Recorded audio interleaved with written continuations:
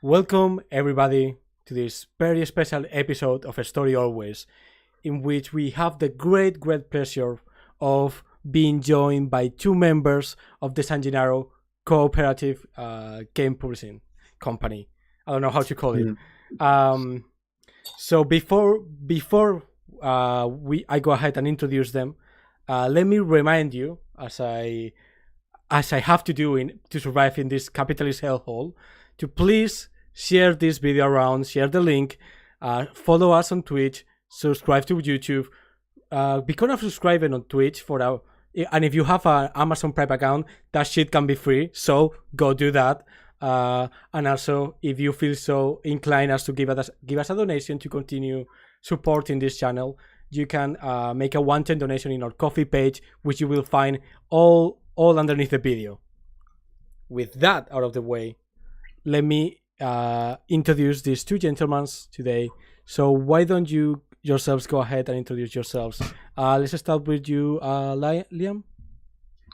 Yeah, hi everyone. I'm Liam Ginty. I am a mentor at the San Jenaro Co-Op, and I also run Sandy Pug Games. You may know me from Americana, which was my last big successful thing, and maybe Orc Stabr, which was the successful thing before that. Nice. Magnus, go ahead. Hi. I'm Magnus. I'm just a writer at the San Jenaro Co-op. I wrote for the Short Games Digest. You probably don't know me, but if you do, it's because I ran a Kickstarter a while ago for a fate-based game called Titan Hunt, which is the only major thing I've ever really done. Cool. So yeah, thanks both for being here today. I'm really excited to talk about the San Jenaro Co-op and all the cool things you're doing in there. Hey, thanks for having us. Yeah, thanks. So, first of all, how did the idea for the San Jenaro Co-op started? Where did it came from? How did it start? That kind of stuff. Well, we're in. All of us are in the same Discord channel, which is also called the San Jenaro, channel server. But we're all a bunch of leftists, and we were sort of complaining about how bad the conditions are for pay and stuff in the industry, and how bad, generally the industry can be to creators in general. And there was a lot of griping and a lot of talking about how we could make it better, and people were talking about unions and that sort of thing. And it was sort of everyone all at once was kind of well, why don't we just do that? Why do we have to wait until someone else starts doing something like that? And then it kind of just went from there. The Short Games Digest was an idea that sort of dovetailed out of that and was a way for us all to kind of come together and make stuff together at the same time. But yeah, that's basically it. We all just sort of thought it would be a good idea. Yeah. This will be the Discord server for the San Jenaro. Well, started by Olivia Hill. That's right. Which spamming. Nice. So yeah. So for the people out there who don't know what a workers cooperative is, could you give us a quick explanation of what it is? What is the difference from other models of enterprise? Either of you? Sure. So traditionally, when a publishing house gets together to make something, they hire a bunch of employees, and then the employees write stuff for a wage. And basically, almost always, the company ends up owning the IP and making the profit, while the employees, or in a lot of cases in the traditional tabletop RPG, just freelancers who are earning a couple of cents per word, if that. And in a co-op model, in our co-op model anyway, we there's a couple of major differences. First of all, every project we do has profit sharing built into it. So if you are part of the project, you are earning a chunk of the money that the project makes, no matter what. And it is dependent on how much work you put in. So if it's not a per word thing, it's not even a time thing. It's if you wrote one section, you get one share. To simplify it, and the shares depend on what the project is, but fundamentally that's how it goes.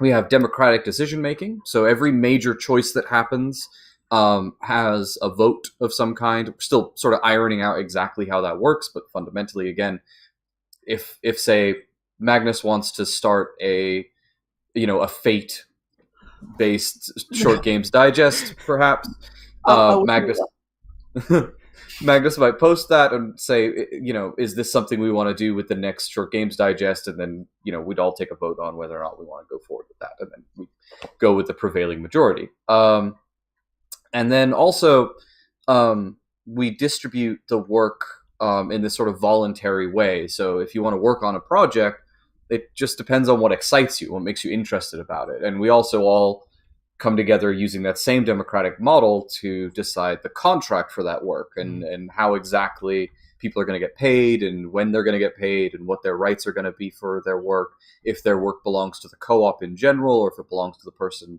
in question. These are all things that we decide as a team. Mm-hmm. I don't know if Magnus, do you have anything to add or? No, while he was talking, I was thinking of things to add, but then he just said them. So, so no, I don't have anything to add to that. Yeah, so I'm just wondering, how has it been the experience working in the San Jenaro Cooperative these first few months? And I don't remember exactly how long it has been around. I don't know, Magnus. How are you feeling? How are you feeling the cooperative? I'm enjoying it quite a lot, actually. Both because there's it's an opportunity to create things where I feel like it's not just me going it alone. Like I feel like I have support. If something goes wrong, if I have a problem, people can help me work through it. They can help me refine my design or find the errors I've made, stuff like that. But it's also at the same time, it's a place where you feel like the things you're doing matter. I can count exactly in the sense I can count exactly how big a part of the co-op of short games digest I am, and how much less it would be without me, in a sense. Which is a nice feeling. It can be a bit chaotic at times, but it's fine. I thrive in chaos. For Julian, as I have a different perspective on this from Magnus because I sort of do a lot of the organizational work, or have for the last the two big projects that we've currently done. It's been really, really fun for me to sort of help facilitate a lot of this stuff. As a writer, I knocked out a game for the Short Games Digest, had a lot of fun doing that and put that into the pile. I really wasn't expecting the Short Game Digest to do quite as well as it did. So I'm still kind of adjusting my perspective based on all that. But for the actual production, it's been really cool to be able to sort of see people grow and see their designs. Some of these people have never designed a game before. So seeing them go from someone who said, oh, maybe one day I'll make a game, to here I am, a best-selling tabletop RPG designer. That's been kind of wild. And being able to be a part of that has been great. Being able to put some of these political ideas and some of these structures that I've spent a lot of time advocating for and reading about and working with actually be put into a practical format has been a really neat experience for me. It's been really interesting. It's been a lot of fun, and I'm really excited for what this turns into, because we're still really in a fetal stage right now. Yeah. For how long has the co-op existed properly, more or less? A couple of months. It's not been that long, right? Jesus. Maybe 3 months, at the most, at the long end. The idea sort of, we hit the ground running with the Short Games Digest, and there was a lot of focus from my perspective on getting something out the door and getting something made as soon as possible. And I think maybe it took a month or two for the Short Games Digest to come together. So somewhere in that region. I'll have to look it up, but it's fairly recent. Yeah, that's really impressive to have put like already something out, already been in the process of kickstarting something like that. That says a lot about kind of the potential of the model. Well, right. I mean, that's, when you're doing this traditionally, you've got kind of like, you're sort of weighed down by a specific kind of way to do it. But in the co-op, we have designed our project so far that means that you get a lot of parallel processes going at the same time. Like, yeah, this is, yeah, go ahead, Mag.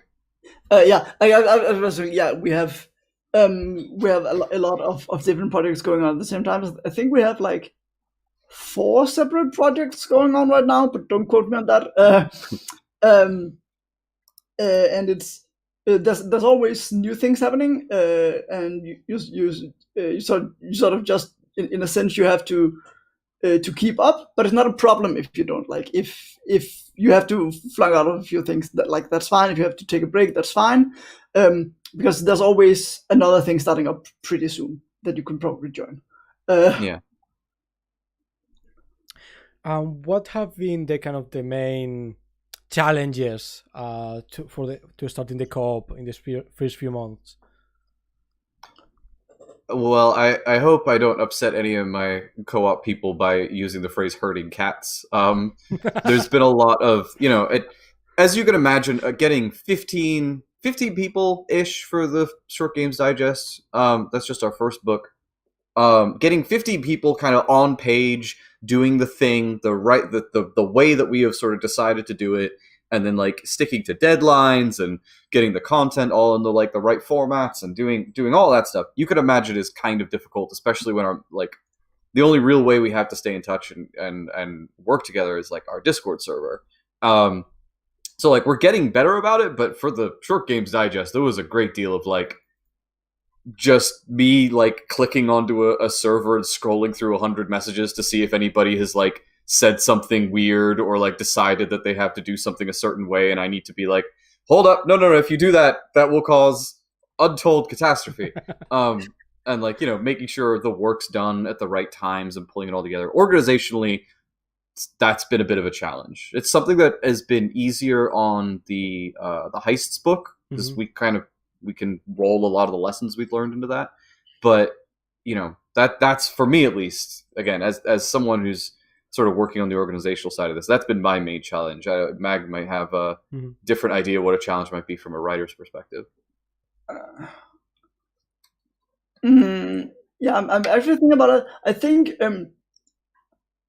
like one of the if anything, one of the challenges as a writer, like we post our projects and then we like read them and give feedback, is that there's so much things happening. It can be difficult to both, like once you post your project, it can be difficult. Like people will both be working on their own projects and be giving feedback to other people's projects. So it can be difficult to make sure that the things that need fixing in your projects get fixed, and at the same time, it can also be difficult to find the time to try to read through, if not every project, then like at least a couple of the other projects to give feedback. That's the thing I can think of. But then again, I am also one of the cats being herded. So that's completely true. That's definitely one of the areas we need to improve on is organizing the sort of like the edit process, the edits pipeline. I have some ideas about how that should go, and we should talk about how that might function in the future. But like that is, as when I was writing stuff, definitely one of the harder parts of it. You've been using Discord as the kind of the main platform to organize all of this, right? How has it been working? How do you feel it serves your purpose? How do you feel about it for the co-op? We need a lot of rooms, like a lot of channels.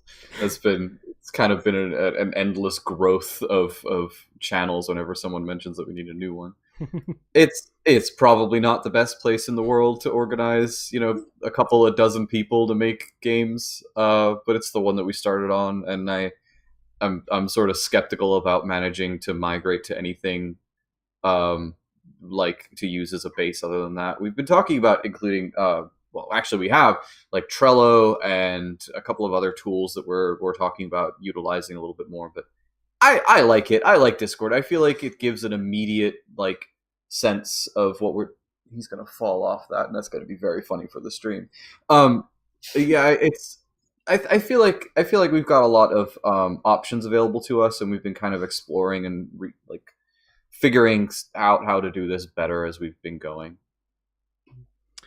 For you, Magnus, how do you find working on Discord to organize all of this? I'm not. I don't have like a lot of things to compare it to, so I'm not quite sure. I like using Discord for a lot of things because it's generally easy to. Well, it's easy to set up new channels. It's easy to pin things, to get things organized. At least from my perspective. But then again, I'm also one of the people who just keeps adding new channels.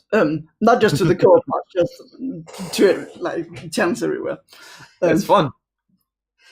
Yeah. Someone from the co-op on the channel on the chat is saying that Discord is moving off Discord will slow the process a lot because the main boon is efficient mobile access, which I think I imagine is quite useful. Yeah, I definitely agree. Yeah, I do a lot of the work on my phone, and if I had to sort of jump through a bunch of hoops to make that work, that would be a nightmare. So to kind of get an idea of how the co-op works more concretely, first of all, what is kind of the process for someone to join the co-op? It's pretty simple. Basically, you join the Discord server, which is usually the first step, and then we have a contract that we have everybody who's a member of the co-op sign, which is sort of like a fiction, if you like. It's really not massively enforceable. None of us are like intending to lawyer up if anyone breaks the rules, but it kind of like it sets down some groundwork for like what we expect you to be doing. You know, it's got some language in there about how you got to maintain a kind of like, I mean, what's the word that we use for it? We basically say like, don't be like an enormous jerk and like try to stick to being like a cool communist nerd. Like, you know, we say don't be transphobic and don't be homophobic and all that sort of stuff in the contract. That lays out like the basic kind of ideas about what the co-op's built around and the sort of expectations that you can think about getting from us and what we expect from you. So you sign that, you email that to me, and that's basically it. Like, you're in at that point. The next step, the thing that I think most people kind of get, the thing that trips a lot of people up right now, and another thing that we got to be better about and figure out more ways to do, is if you want to be part of a project, the general idea is that you either wait for one to be announced and jump on it as the train's leaving, so to speak. The Short Game Digest is like that. We'll announce that Short Games Digest 2 or whatever is starting up. Please submit your application to be in this. By application, I just mean like put in your name and you'll be in it. And then we distribute themes or however the structure is at that point. And, you know, we wait for your game to come in. For other projects, how you get involved is different depending on the project, but most of the time it follows a very similar structure. You just say, hey, I'd like to be a part of this. Here's my skill set. Like, let's talk about remuneration or how I fit into the whole structure. And then that's it. You're in. Like I say, the work's voluntary.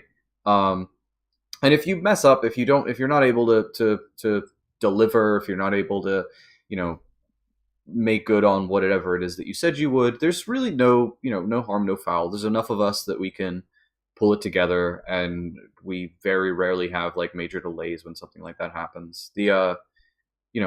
Most of us wear enough hats that if say a writer or an editor or a graphic designer stops being able to work with us, we can pretty easily pick up the slack. Cool. And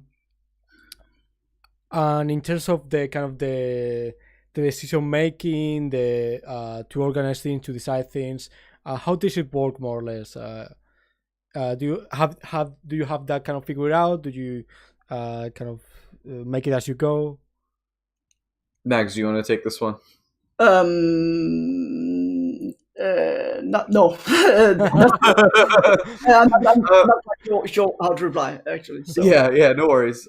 So it's pretty basic right now. We we tag people in this Discord and we ask the question or we pose the thought and we call a vote. And right now we're working on majority voting with people who sort of dissent or say they'd rather not. Obviously, like, we welcome that opinion and that idea, and we have a discourse about it. But generally, it boils down to like a simple majority vote right now. We have been talking about adopting a lot of different models to handle these decision makings to replace this very ad hoc kind of like, you know, at everyone, what do we want to do? Vote thumbs up for this, vote thumbs down for that. We've been talking about adopting a structure called Martha's Rules, which are a replacement for Robert's Rules if you're a debate club nerd.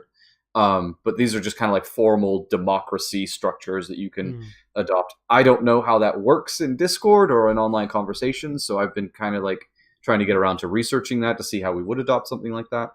Yeah, it's a process. Right now, it's very basic, and everyone in the co-op is allowed, you know, their say, their vote. We generally have it structured by project. So if you're working on, say, the Roleplayer's Guide to Heists, and you're not working on Short Games Digest 2, you may not be asked for your opinion on things that are going on for Short Games Digest 2. That said, plenty of times people who work on whatever project have had really valuable, really interesting feedback and perspectives, and we welcome that from anyone in the co-op by and large. Yeah. Cool. So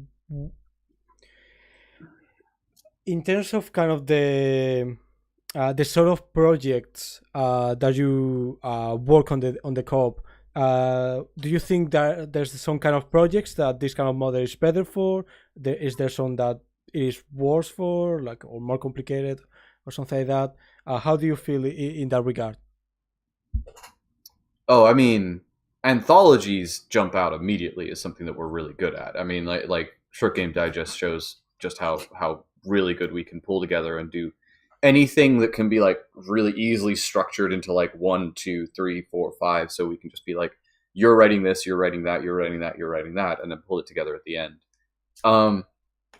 Olivia's heading up a project right now that I think is going to be a little challenging for our model. I don't want to hog all of the spotlight. Mags, do you want to talk about that? Yeah, that's you're talking about the People's Dungeon. Yeah. Oh yeah, I heard about that. The anti-colonialist D&D, and yeah, as Slim said, that seems like it's gonna be like a bit more complicated, or like a bit more difficult to organize under our model. But to be honest, I think that's mostly a question of our model still being fairly new and chaotic. I don't think it's a question of it's impossible to organize such things, or like it's inherently difficult to organize such things democratically. I think it's a question of we haven't yet developed the structures to organize such things democratically in an efficient way. Yeah, I'm confident Olivia will figure it out. Like, oh yeah, you know, she's a fantastic organizer as well, and you know, she's done books like this before, and I'm pretty confident she'll figure it out. Great. So talking about more generally about the game industry, what kind of issues did you see with the game industry, and how do you think the co-op model kind of can improve or give an alternative or something like that? Feel free to go full space communism on this. Like, I don't care. Like, shit on whoever you want to. I don't. I mean, it's pay, right? Like first and foremost, it's pay. It comes down to that, and like you know, as a socialist, I sort of do believe it ultimately boils down to the financial and the economic. Ultimately, no one's getting paid enough. Freelancers are getting paid, you know, like a cent a word. Some of the biggest companies in the industry are paying people like less than 5 cents a word. Like, it's absurd. It's an unsustainable situation. And like the co-op does I mean, even people who have one share on the Short Games Digest. I'm gonna like talk about the sausage real quick, about how the sausage is made here. Pull back the curtain, but like even people who have one share on the Short Games Digest, one, which means they've written one short game, less than like most of them I think are like 8 pages ish. Some people have written a little more, some people have written less. Even they've gotten, for a short game, which I think most people would say they would usually release for like pay what you want and earn nothing on, have gotten like $50-$60 now. And most people on the project have more than that. And we're talking about in a span of a couple of days. Anyone who's published anything on DriveThruRPG knows how difficult it is to make $60 in a couple of days with a short game, with no IP, with no, publicity or promotion. Like that idea is fanciful. But we did it. We pulled, I think, like $2,000 out of the industry totally in the last couple of days. Like, I think that's where our sales are at overall, which is like, that's wild. And yeah, $2,000 and minus what drive-thru takes. But that's a different gripe that we have. The Heist book that we're talking about giving writers, if you write a heist, which is going to be about 6 pages, you're going to get like $250, which is like, when you break that down, that's more than any other company in the industry is paying almost. Like, I feel like that's the main number one thing that we're addressing. And I know other people in the project are a lot more jazzed about the democratic decision making, about the like group IP stuff, and I can let Max talk about that. But like, first and foremost for me, my concern is making sure everybody who wants to make these games gets paid a fair amount. And I feel like right out the bat, we've shown that we can do that. You have to get the bread for the people, I think. Exactly, yeah. And Magnus, do you want to give your first things first, I want to note that I do agree with Liam that in a sense the economics is most important. But also, like, I think creating a space that is both like positive towards marginalized identities, but also a space that is democratic, that is open to new designers. I think that is as much a like an important thing, because it gives it means that that the new designers and that people trying to come into the industry don't have to come in through all the usual crap. Don't have to work for literally like 3 cent a word or whatever. If you're lucky. An opening in the industry that is, I think, going to do a lot of good. And I mean, a part of the reason why that's doing good is the economic part. But I think possibly even a bigger part is the fact that it's fairly easy to join, and that there's a lot of going on, and that it is a good opportunity for new writers. I don't think it would do as much good if, say, 20 already well-established freelancers had decided we're going to make a co-op, we're going to do a thing. I think it's going to do a lot more good, specifically because it's a lot of new people, and it's an open space, and it's an inclusive space. Absolutely agree. Yeah, solid. Yeah, and I really like kind of the opportunity that it gives to new writers from marginalized backgrounds, because it does seems to be a problem on traditional gaming for a lot of people to really start and get things going.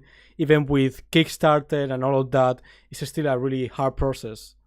The barrier to entry to making games generally is pretty low, but the barrier to entry to have your game seen by people and to make something out of it is enormously high.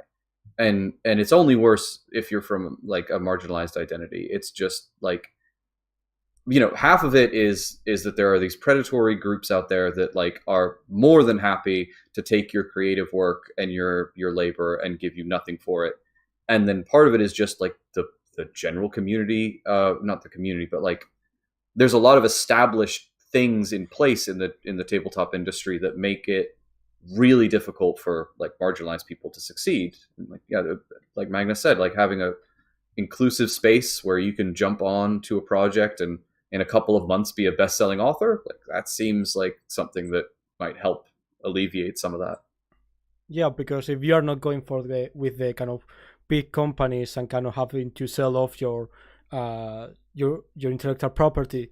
Do you need indie? You need like people need to have like the time and the money to work on a project for a long for a significant amount of time before making any profit. If Yeah. they are going to make any profit at all. Well, right. Yeah. I mean, I'm sure, all of us here are intimately familiar with the idea of like spending months and months and months on something and then getting like a couple of bucks out of it in the end, right? Like, it's ridiculous. And one thing that I did want to bring up really quick is like a lot of this industry, to get ahead, not only do you have to like, have time and money and all that stuff, you need to have opportunities to do stuff like go to conventions, and you got to meet the right people. You got to like get into one of these, game design networks or whatever out there, where like they do a good job of uplifting the designers that come across them, but like it's a small pool that manages to actually break into that sort of thing. It's a small pool that manages to get to these places and go to the right, indie game design parties. And lots of people out there physically are incapable of making it to those things. And I again, not trying to name or shame anyone or anything like that, but there's plenty of people in our co-op who have been pretty vocal about how they literally could never make it to a convention, or they don't feel like they're welcome at some of these groups. And without the format that we sort of put forward, the ability for them to break into the industry is super hindered by those restrictions. Yeah. And something they are mentioning on the chat, which I think is really cool, is kind of the mentoree model, which I think if you could talk a little bit more, maybe Magnus, how has it been the experience? I assume you've been how has it been your experience working with that kind of model? For me, it's like, for a lot of things, it's been really, really helpful. Not in terms of like the nitty gritty of making a game, because I've been a hobbyist for a while, but in terms of like how should I make a script ready for layout, or like what sort of formats should I use, like how should I, all the practical stuff that goes into like going from here's a bunch of words on a page to here is a product that can be like here's a script that can be turned into an actual product. That has been really useful. And there our main layout person, Olivia Hill, has put up like guides and helps for how she wants things to be laid out, what sort of like formats and stuff she wants and needs to do her thing. And like I know nothing about that, or like I didn't know nothing about that, so like that's been really useful and really helpful. Yeah, that's been my experience. Yeah. Like, one of the main goals of the co-op is that every project, or at least we hope every project, has some kind of educational aspect to it for our designers. It's like Magnus was saying earlier, like the goal is to get new people in the industry. One of the goals is to get new people involved, paid, and like recognized within the industry. And part of that is going to have to be like teaching a lot of these skills that we've all learned throughout our careers so far. I have like 6 or 7 years worth of experience, and like not all of that's good experience, but some of it is useful. So like for a practical example, the Heist book that we're going to be bringing out soon, that sort of began as a way for me to teach people everything I learned from running my Kickstarters, to be like, here's what promotion looks like, here's what kind of incentives we want to do, here's the logic behind these choices, here's why we're doing this, here's why we're doing that. And like, as we go, people are learning these things as we build the product, as we go along. And it means that like these pitfalls that some people like might fall into, or these like barriers that they might run into, I can be there and I can be like, well, here's why we're doing that, or here's why you wouldn't want to do this, or here's like the logic behind this sort of intention. And as the process goes along, as we put up the Kickstarter, as we promote it for the month, as we start delivering it, people get this hands-on practical learning. They get paid during it, and it's a way for people to grow. Like Magnus said, yeah, there's a not just that, but there's like a community there of everybody trying to figure out stuff together, and having a lot of support of some industry people who've been in the industry for a little bit, or even just people who know a particular aspect of the industry really well. One of our new mentors, Basilisk, is just phenomenal at their hustle, and they have this like promotional game on lock, and like they are, you know, they came into the co-op and just started doing all of this promotional stuff and sending out these emails and doing this and doing that, and like, well, you've clearly got something to teach the rest of us. Get on board, you know, start showing everyone else how to do this. And now they're heading up like a marketing department within the co-op, which is like, that's okay. You know, we've got, and they've taken like a couple of the other members and gotten together and started doing all of this really cool promotional stuff. And like, yeah, it's a really fun place for everyone to learn all these skills and grow from it. Yeah. And I feel like in the industry, in the independent industry, that's a really hard thing to do, because you can find thousands of blog posts and podcasts talking about game design and game theory and all kinds of conversations by white dudes talking about in length about that. But talking about kind of business stuff, the thing that actually takes to publish a game, is much more complicated. And it's really hard to learn it all by yourself, because these days I feel, when I talk with a lot of people, that game designers have to be like, they have to put on so many different hats to be able to produce a game. Like, is on one side, kind of the Kickstarter, doing it on your own model, it gives you a lot of freedom, but it's also so hard to take over all those different things. You got to do everything. You got to do, and that's unsustainable. That is like, I don't know if people would disagree with this or whatever. I don't think that can last. That seems like a good way for all of our greatest minds and our best creative people to get completely burned out and never want to do anything in this industry again. I know, after the first Kickstarter I did, I was like mentally, emotionally just done. I was exhausted, and that was a really simple project. And I did a second project because like I took a couple of months off and I was able to do that. But like, the idea of that being just the way that things could run in especially in the indie space is just absurd to me. Like, there's gotta be a different way. Okay, so what would you say to people who are thinking about this co-op stuff, maybe joining one and starting one of their own? What would you say to them about this, from the experience you've taken from participating in one? Do it. It's right now.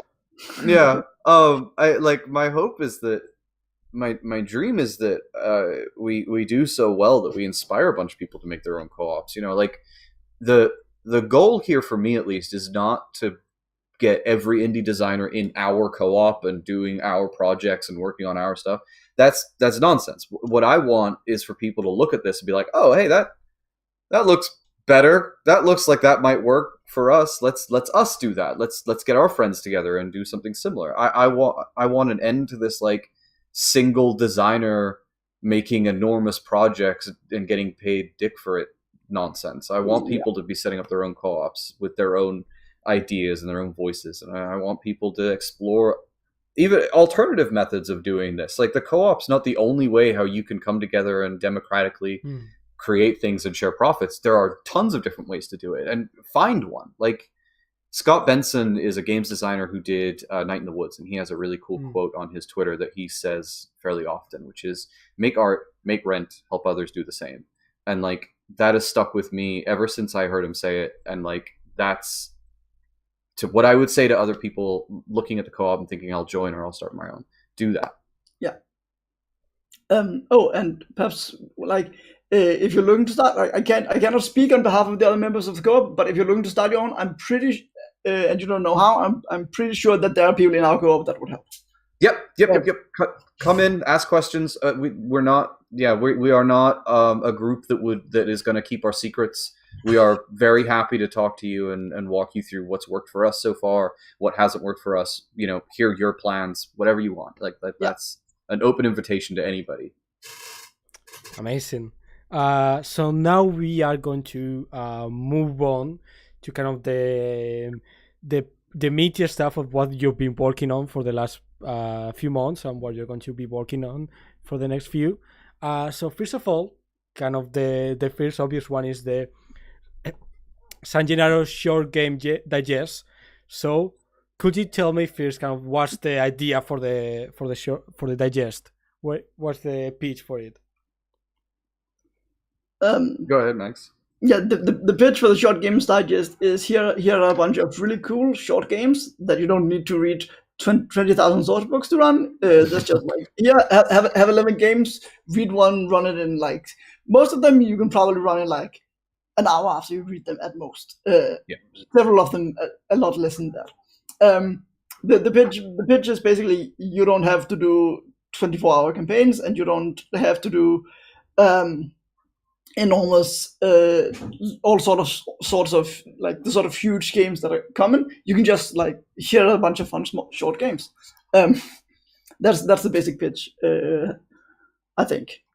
Yeah. They were inspired partially by the like Shonen Jump, like the collection of mangas that people get. In fact, the original name was San Jenaro Short Games Jump. We changed that for legal reasons. So the idea was that we would just have a collection, like Mags was saying, of like a showcase of the people with us doing, a theme. We assign the themes randomly. Everyone submits 2 when they join, and then we like throw them out there at people. And usually it's just a phrase or a word or a sentence, and like it's up to you to figure out what you want to do with that. Mine was reincarnation, and I did this game about like kind of how From Software does their death, like plays with death mechanics. I kind of did that in my game, and like it's got 2 GMs and all this other stuff. So yeah, like Mags was saying, collection of short games that you can play really quickly and easily, and without a lot of prep. And they were asking on the chat to talk about what has been the reception with the collection, which was mentioned a little bit, but yeah, how has it been the reception for the Short Game Digest, the first volume at least? Oh, it's been pretty good. Yeah, it's been pretty good. I'd be completely open and tell everyone, and I've said this in the co-op multiple times. We always, at least I always, expected the Short Games Digest 1 to be kind of a loss leader, if you like. The function of it for me, from my perspective as a mentor, was not necessarily to like make a bunch of money or to like get in front of a lot of people. The point of it to me was to get people together working on something so that we have kind of something to push with. You know what I mean? Like the goal for me was always to be like, okay, now that we've got you involved, now that we've got you all invested, now that we've got you making stuff, let's see what else we can do. And then we released it, and it made $2,000, and it's been #1 bestseller for a day on drive-thru, and it's been on the best-selling charts for a week. And like, okay, I guess I was wrong. It did fine. It did fine. Yeah. How has it been the experience of with the collection being so successful? How do you feel about it?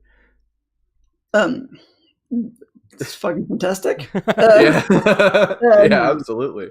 I've never been more pleased to be proven wrong.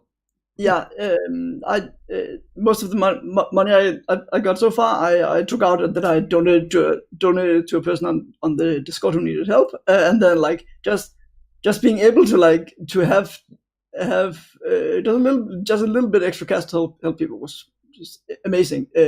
The ability to go, hey, I'm a #1 bestseller on drive-thru, almost as good.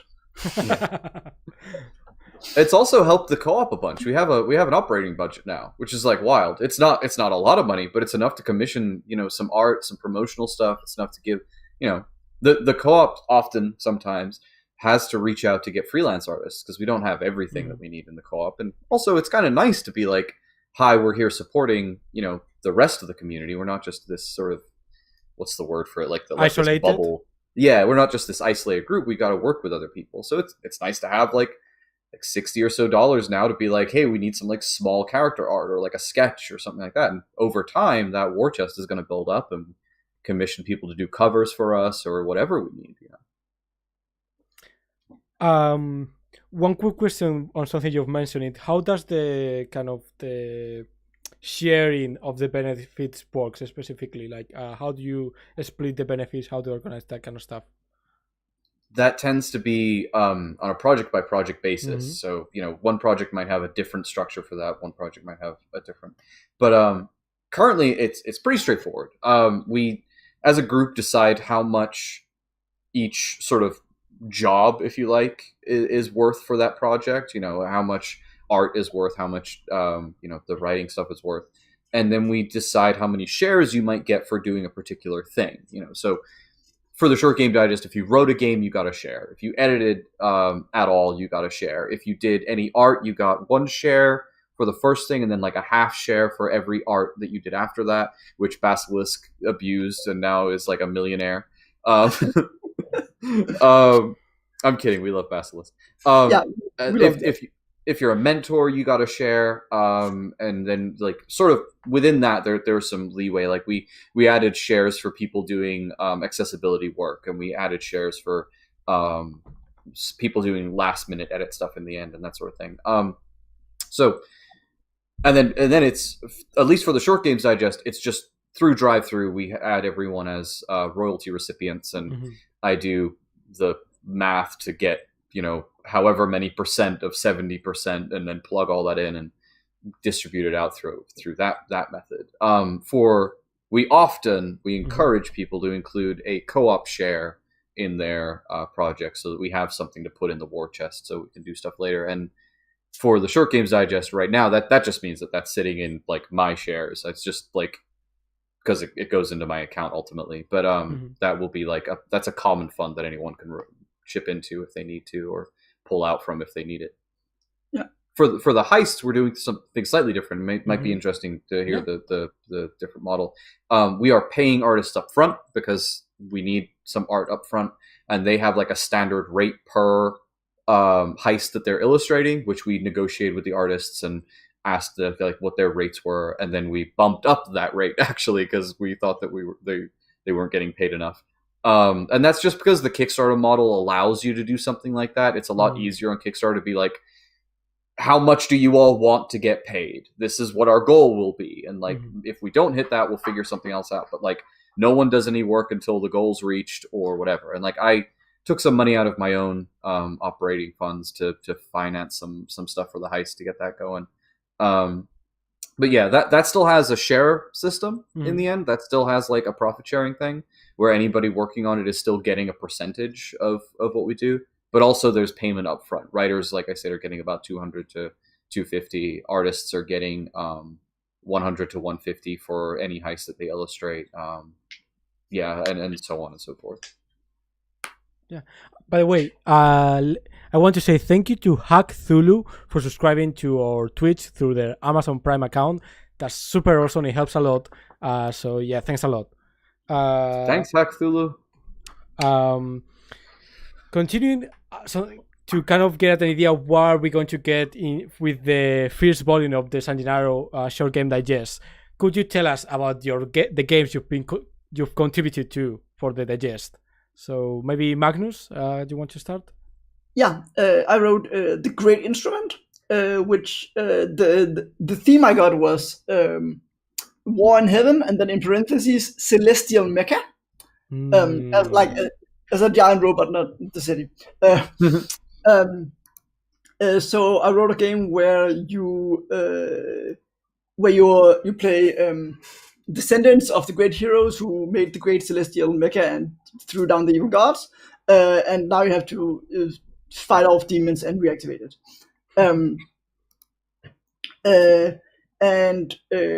I sort of did a mix of like weird fantasy things, and then I went with the idea that I think in a lot of games, people like when things are happening, everybody just does a thing, and then the next person does a thing, and so on. And that's sort of a bit fractured. So for my game, I made sure that whenever there's combat, each round is collective. Like everybody does a thing at the same time as a single act. When you're fighting, and I also made a short game, a micro game, because I needed to fill up a bit extra space because we need multiples of 4, called In Vino Veritas, which is just a 2-person LARP where you have to lie to your best friend. The idea is that last weekend you both got drunk and did something you regret, but now you've met up and you're like trying to figure out what happened. So each of you has a drink. It doesn't have to be an alcoholic drink. You can play with, a soda or whatever. It's fine. And then whenever you lie to your friend about the terrible things you did, you have to take a drink. When you want a drink, you have to tell the truth. That's really cool. Finally, a drinking game for a LARP. And you, Liam? I wrote a game called The Halls of Lamar, which is a game about sort of I tried to ape a lot of, like I say, From Software stuff. So like the storytelling in it and like the setting is kind of like alluded to rather than ever really explained. But like basically the idea is that there's this dream land, kind of the H.P. Lovecraft concept of the dreamlands. And that has kind of like collapsed because some artifact at the center of it has been stolen or destroyed. And because of the collapse of this dream space, reality and all the other dimensions throughout all of space and time are collapsing in on themselves and making existence really, really difficult. So you are these heart-touched, who are kind of just chosen ones in some way, who are selected by the owner of this artifact to explore these spaces that are representative of your character's kind of dreams and psychologies and what have you. And exploring those, you gain shards. Once you make it through these dungeons, if you like, you get a shard of the heart that you can then put together and fix the world at the end. In play, so the interesting aspects of it is that you're intended to die fairly often, and when you die, you go into the dream, which is run by a separate GM. So another person at the table picks up the GM hat at that point and runs a very simple, like, if I had to make a comparison, it'd be like one of those old trap rooms that you get in classic D&D dungeons, where like there's a puzzle of some kind, like a real, like there's a lever and a dial and a etching and all that sort of thing. You have to navigate something like that. It could be a combat challenge or whatever. And depending on how well you do, you gain the ability to influence the world or make a save point in the world when you come back to life. And you're kind of encouraged to, the two GMs are kind of encouraged to like make their stories match up and kind of like be complementary. That's kind of the crux of it. There's also a secret game in it that you have to decode. We'll leave that to folks that has like a slightly alternative take on what the lore is in it. There's also a short story written by one of the Sandy Pug game folks, Gabriel Commissar, who is a fantastic author, that talks about the heart touch kind of exchanging their last moments and has some like really cool world building built into that. I really like the stories are all like these one paragraph bits where it says like, the first time I died, it was in water and I smelled honeycomb. And then one person's like, I think one of the last ones is, how I died, hold still, I'll show you. And it's just kind of a cute. Gabriel wrote that one for the same reasons that Magnus wrote their short game, because we need to have them fit a certain format. So nice. So a question Hackthulu asked you was, how has being part of the co-op make your games better than if you weren't part of the co-op? How has it helped you developing the game in any kind? Well, for me at least, it's been a godsend to have a bunch of people like able to take a quick look at my games and be like, hey, like you goosed here or you messed up there. I have like people who I usually lean on that for here at Sandy Pug Games, but like having a different perspective on my games has been like really good. It's been able to like refine stuff, and the other thing that's been super helpful for me is just having, it's just been having like a bunch of people encouraging me and having my back and helping to promote stuff. It doesn't help the actual core of the game so much, but it means that I'm driven to make it. It means that when it's being made, I have people who I know will be like, cool game, or like, y'all should check out Liam's cool game. Like that's a very tangible thing that I believe makes for better games, when you're confident that the thing you're making is going to be seen and people are going to help you. And for you, Magnus?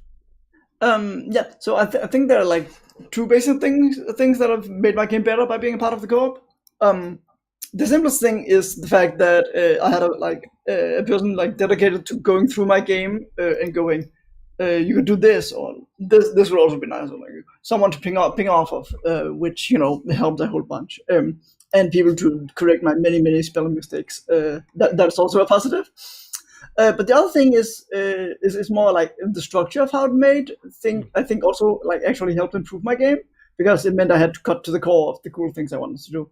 Like I had to fit it in such and such an amount of pages. I had to fit it beneath 24 pages, and that helped, because that meant it meant one, it wasn't overwhelming. I couldn't just work on it forever, because I had a limit.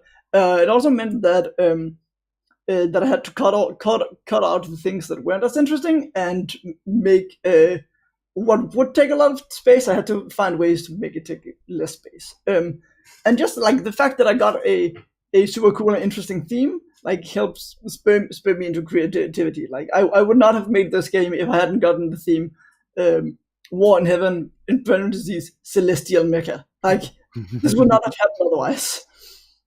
Two things that other people in the co-op have mentioned that I'd like to chip in, because I think Magnus and I have slightly different perspectives than a lot of people, because we're both people who published games before and worked on games before. But two things that other people from the co-op have mentioned is, first of all, having someone who can do art for your game is, for a lot of people, the very first time they've had access to something like that. This isn't massively well known, but all of the characters, or two of the characters rather, on our cover are from first-time authors. People who've never been able to have something like that, and I think that's really cool. And having art for your game is just like a nice thing. So a lot of people, this is the first time they've been able to have an artist. The second of all is the fact that they have been spurred on and encouraged to actually finish a project has been valuable for a lot of people. I've had people tell me that like that's been really useful. Anyone who has been a creator, I think, has had that time where they were like agonizing over a single design for far too long, and or has had like an idea that just has never really come to fruition or whatever. And like if you aren't that designer, someone who every time you talk to is like, let me tell you about the idea I have for my novel that I have been thinking about for 8 years or whatever. The co-op structure means, if this is your first project, you have to make something. You gotta finish a thing, and I've always said finishing something is the most useful and most important skill anyone in the creative industry has.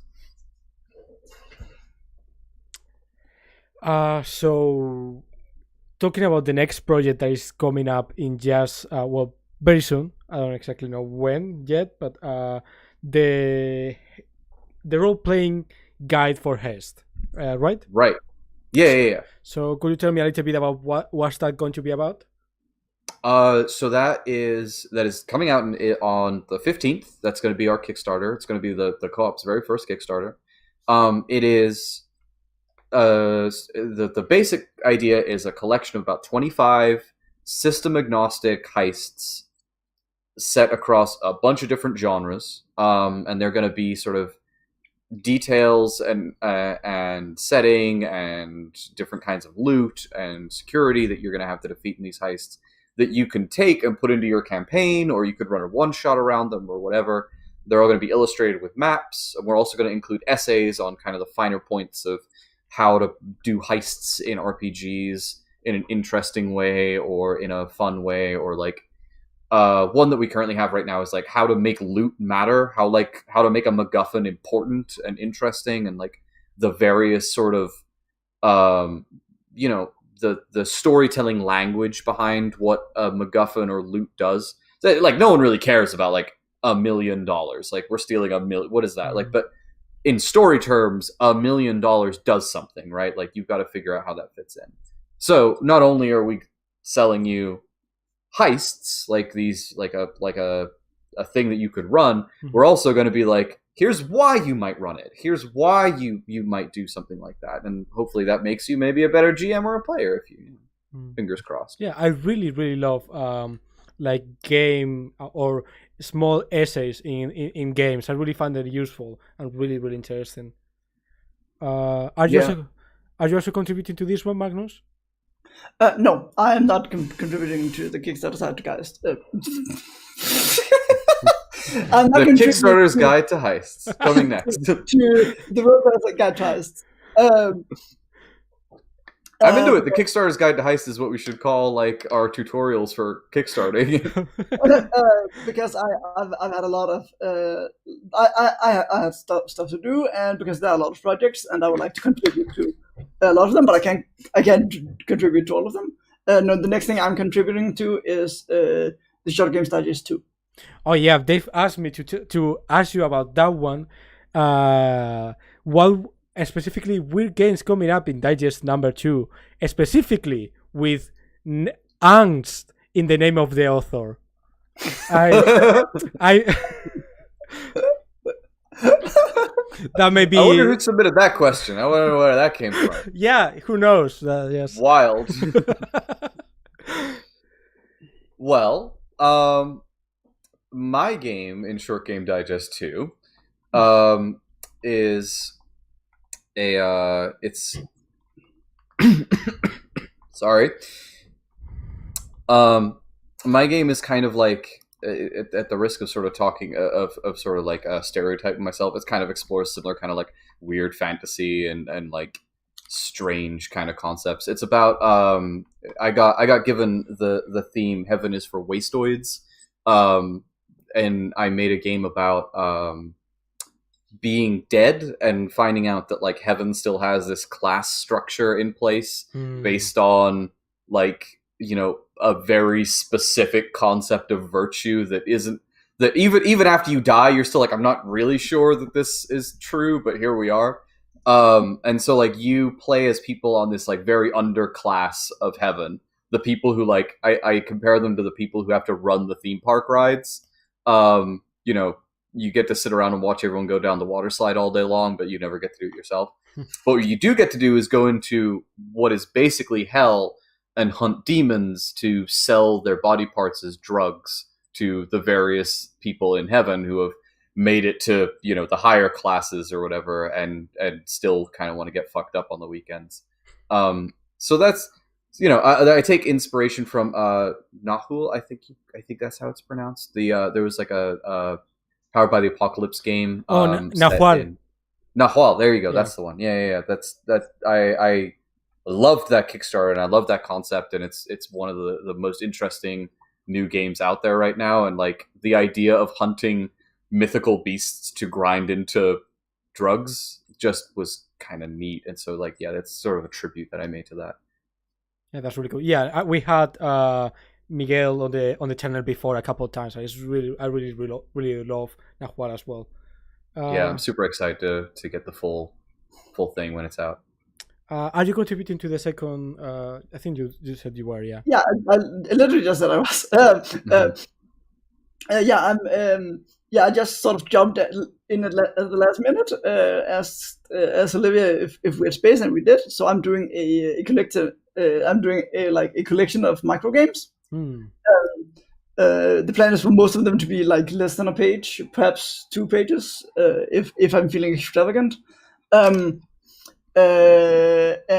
my plans right now include a dating lab where you eat candy, a dueling game where you're in love and don't want to kill each other, a game you can only play on trains, and where like there's a mechanic where you have to negotiate between stations and then do something else while the train's at the station, and a lot of other like just small fun games I want to make.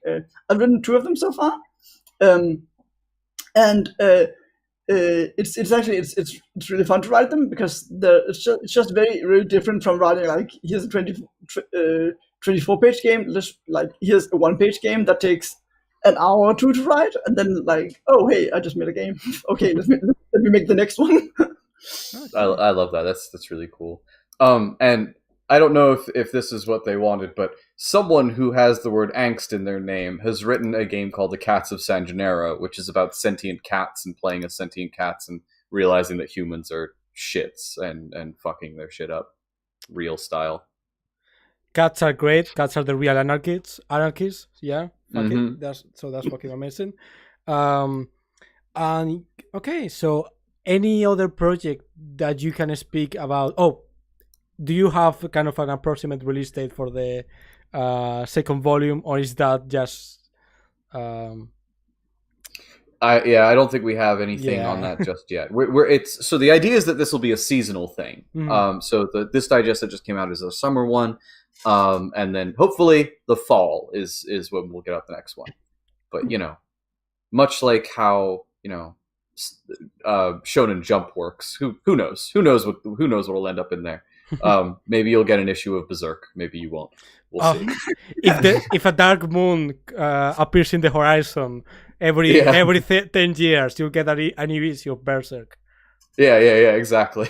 The short game digest works the same way.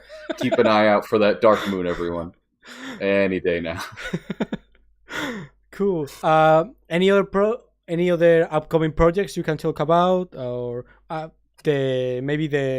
you can go a little bit more into more details about the People's Dungeon project. Although I think that's still in the early stages. Yeah. I don't want to say too much about the People's Dungeon because Olivia has made it very clear that she would get annoyed if we talk too much about like what there is before it sort of comes to fruition. But seeing the chats in there, I'm really excited about that. I may or may not be involved, but we'll see. I think I might sit that one out just because I've got a lot of my own stuff going on too. But like seeing the chats in there is really cool. The sort of concept is it's set in this world that fairly recently was under the yoke of like this vampire conspiracy, this like large powerful group of vampires were kind of like controlling the world and keeping everybody subservient to them and working them as like serfs and what have you.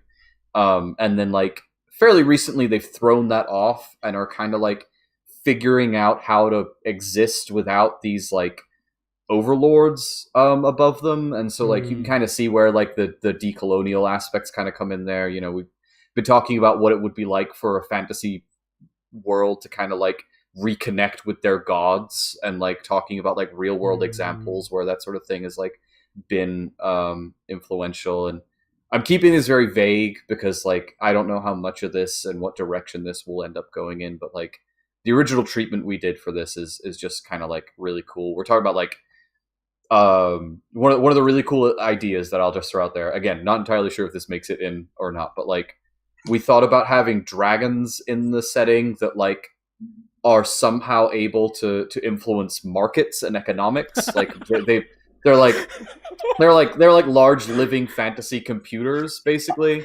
and all of the various guilds and unions and whatever of like merchants have dragons. They need a dragon, otherwise they can't compete. But the problem is, if you have a dragon, it demands most of your money to keep in its big hoard that they can't spend, and you have to negotiate for decades with the dragon to get anything out of it. And what you get is always like 10% of what you needed. So having these dragons is like a necessity. You need one, otherwise you're just going to get defeated and destroyed by your competitors. But also having one means that you're screwed in an entirely new and exciting way. So there's little things like that. Some of the things that people talk about how like gods and religion works in this setting are just really cool. I'm really excited. Max, you want to talk about gods? Yes, but I mean, we don't have the 27 hours needed. It's still currently a topic of contention. Oh, really? That's wild. In the setting. There was a gag in the chat was the People's Dungeon was actually an old project that we'd like tossed around a little bit way back when, but we didn't really do anything with. And then when Olivia revived it, there was a bunch of activity in the room that was mainly discussing the finer points of gods and worship and deities and everything else. And I pointed out that was literally the last thing that we were talking about as well. And now every time I click in that room, it's like someone's like, what if gods are worshipped in this way? What if there are these kinds of spirit? And I'm like, this is literally all anyone cares about. Like, that is great. I mean, very surprising that people will get mad over religion. That's never happened in the past. But like, I mean, half our server are like amateur folklorists, and the other half are just like literal folklorists. So I mean, of course, it's perfect. It's the most beautiful. Like, you know, sometimes indie people get this idea, get told, or like get this criticism that like we're not down with the history of the community or the hobby, or like we're all against like the sort of foundational stuff. And like, if you ever wanted to be dissuaded of that, just come in and like mention currency in this chat room and watch like 20 people have like an in-depth discussion about the specifics of how money should be handled and like what the fantasy coins should be called and what they should be made out of. And I made a joke. I was like, Lamau, like step 2 of making our fantasy setting, we need to figure out exactly what kind of currency we have and their exchange rates. And like, lo and behold, 8 hours later, like they've come to some ideas about how that should work. I love it. They're the best. We're all everyone in the co-op is amazing. I love you all so much. Great. I just want to say that it should be cowrie shells, and I will. Oh god. Magnus is very into cowrie shells. That's a very important aspect of design for Magnus. If the coins aren't cowrie shells, Magnus walks. And they say leftists don't care about religion, like or currency, or like right. Like, and one last question. Someone was asking, how can people contact the co-op for questions or to join in? Let me post a link. Let me send you a link to our Discord. But if you the current way people have been doing it is we're setting up a website right now, so that'll help. And there's going to be a couple of other ideas that we've got in mind to get people on board and working with us. Right now, the best way that people have done it is to go to Twitter and find one of us, and then find one of us talking about the co-op, and either request a link or just click one of the links that we've posted around the place. Mm-hmm. We are going to be better about that, and there's going to be a better onboarding process in place. But right now, click the link that I just sent. I sent it to the thing that we the chat people are in, but not necessarily. Yeah, I'm going to. It's okay, if it's okay for me to share it on the. Please do. Yeah, that's why I sent it through you. Share wide. Share it as far and wide as you can. Go away. Be free. Join the Discord. And if you can't find a link, if you can't find a way in, if you can't find us anywhere, feel free to email me at sandypuggames@gmail.com, and I'll get you in. And I'm sure Magnus would be happy to be a door as well. No problem. Okay, so I think that's going to be all for us. So thanks everyone for being here today, for asking questions, for being active on the chat, for commenting and all that, for subscribing. I had a lot of fun, and thanks a lot to Lian and Magnus for being here as well. It was really great to talk with you. Oh, hey, and thank you so much for having us on. One thing that I try to do after every interview is to say how absolutely massively important the stuff that you do is for the community and for us and for everyone else. Like, without people like you doing these interviews and leading these talks and getting people together, like, we'd just be shouting into a void. So, like, your work is super appreciated, and it's really, really important for us, and really, really, it's an honor that you invited us on and had us to talk on your show. Thank you very much. Oh, thank you very much. It's all about mutual aid. That's all what it's all about. So right. Pretend I also just said all the things, James. So I'm going to send again all the links to the to where you can find Lian and Magnus and all the co-op stuff including the San Jenaro Short Games Digest Volume 1, which if you haven't by any chance acquired yet, you totally should. You really, really, really should. And also, I'm going to remind you all to please, if you are so kind, give us a like on YouTube if you are seeing it from the future, because it helps a lot. Subscribe to our channel, subscribe to our Twitch, become like a super cool, I don't know what's the name specifically, a super cool subscriber. And if you have an Amazon Prime account, that's for free. So leech of Amazon, they're assholes, but I mean, you can at least take advantage of them. And also, if you want to give us a small donation, you can do so in our Coffee page, which you will find in the underneath the video. With all of that. If you're wondering, sorry, my bad. Go ahead. No, go. I was just gonna say, if you're wondering where to find the Short Game Digest, it's really easy to find. Just go to ttrpg, and we're on the front page. Yes, fuck yes. That's the spirit. Fuck yes. So yeah, I think we're going to leave it there. Thanks everyone, and see. Thank you. Live long and prosper. May the force be with you, and see you soon. Bye. Bye-bye.